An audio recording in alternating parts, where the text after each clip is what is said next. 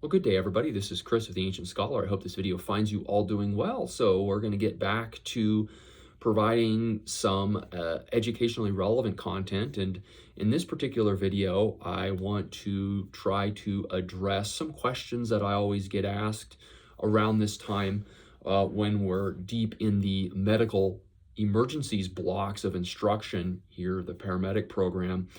And when we talk about adrenal disorders such as Cushing syndrome, Addison's disease, and then that kind of leads to a broader discussion about steroids, the use of steroids, what are steroids, the fact that we have the ability to administer certain types of steroids as paramedics, at least in the area of the world where I work and teach. And so there are invariably some questions about that. Why do we carry what we carry? Why do we administer what we administer? What's going on? And I think this would be a great question to grapple in this video. So in the first part of this video, what I'm going to do is I'm going to talk about steroids broadly, and then I'll take a deeper dive and talk about kind of some more specific aspects of steroids and how we can use them and kind of the clinical context behind their use, and give you all some common examples of steroids. So what we're going to do now is we're just going to talk a little bit about steroids in general. And steroids are biological molecules that come from, they're hormones typically. These are hormones, biological molecules that are primarily derived from cholesterol. And what is cholesterol? Well, cholesterol is a class of chemicals, a class of molecules that broadly belong to a large category of molecules, biological molecules known as fats or lipids. And you basically have two major categories of fats and lipids. You've got kind of your fatty acids, your triglycerides and things of that nature, and then you've got cholesterol.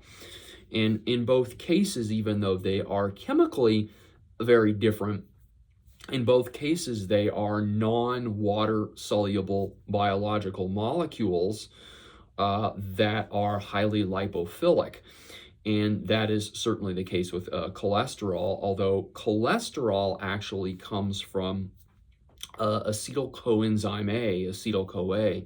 And if you recall from your basic biochemistry, acetyl-co-A primarily comes from two places, either glucose metabolism, so when glucose comes into the cell and it goes into glycolysis, the primary molecule that comes out of glycolysis is pyruvate, right? So glucose comes in, pyruvate comes out, and then the pyruvate, or the pyruvic acid, same thing really, ends up getting shuttled over to the mitochondria of the cells.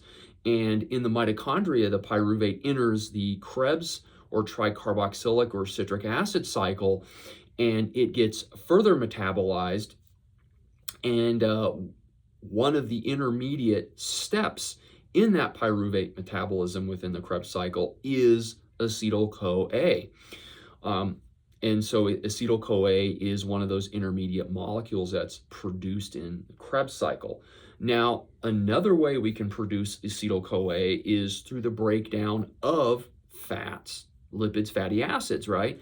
And so you take fatty acids and you break them down through the beta oxidation cycle, and you can create acetyl-co-A that way. So acetyl-co-A can be produced either through fatty acid metabolism or through glucose metabolism.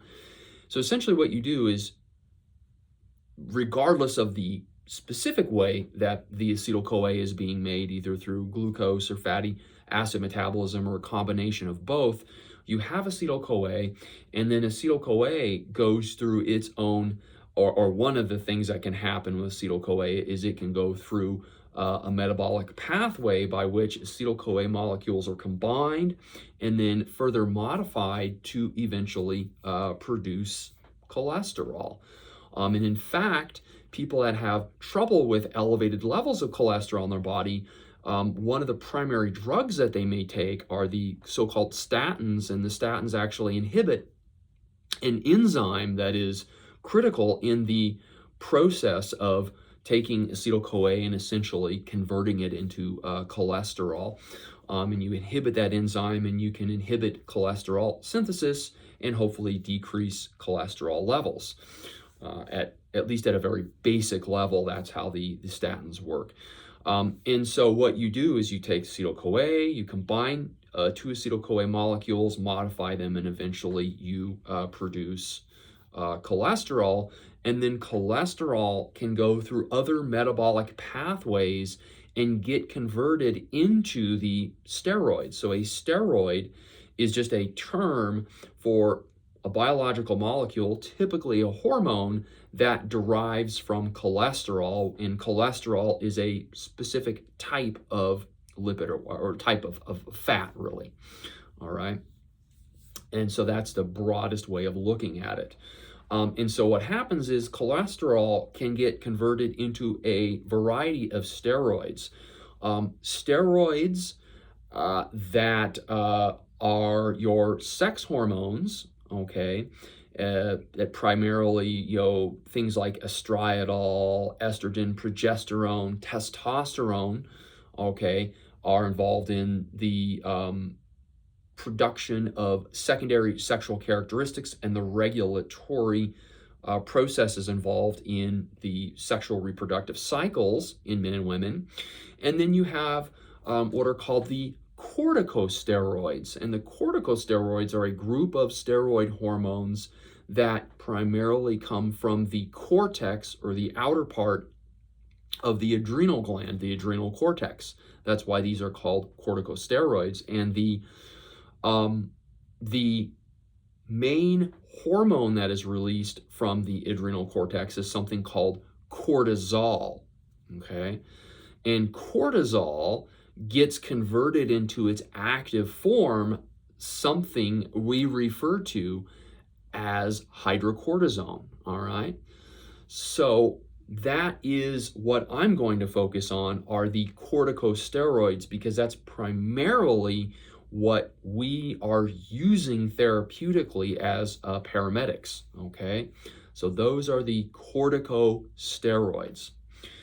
So hopefully in this first part of the video, and maybe I'll just separate this into two different videos, and then you can watch them at your leisure.